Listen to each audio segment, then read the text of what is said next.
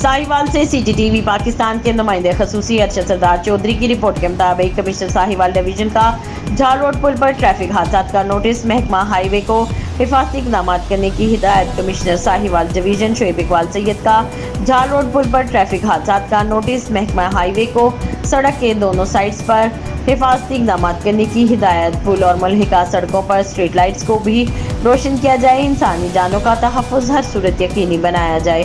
तारिक बिन ज़ायद colony की main सड़क की मरम्मत की ख़राब क्वालिटी पर इजहार नाराज़गी। वो यहाँ अपने दफ्तर में म्यूनसिपल कॉरपोरेशन और पीस प्रोग्राम के जायज़ा इजलास की सदारत कर रहे थे, जिसमें director local government doctor Saifullah और deputy director Azhar Diwan, AC general Aliza Rehan, chief officer municipal corporation Sheikh Ishfaq Ahmed और पीस प्रोग्राम के सिटी मैनेजर मोहम्मद असद खान समेत मुताल्लिका हुकाम ने भी शिरकत की। उन्होंने फतेह शेर रोड की कारपेटिंग शुरू होने पर इत्मीनान का इजहार किया, जिसकी तकमील से शहरियों को बड़ा रिलीफ मिलेगा।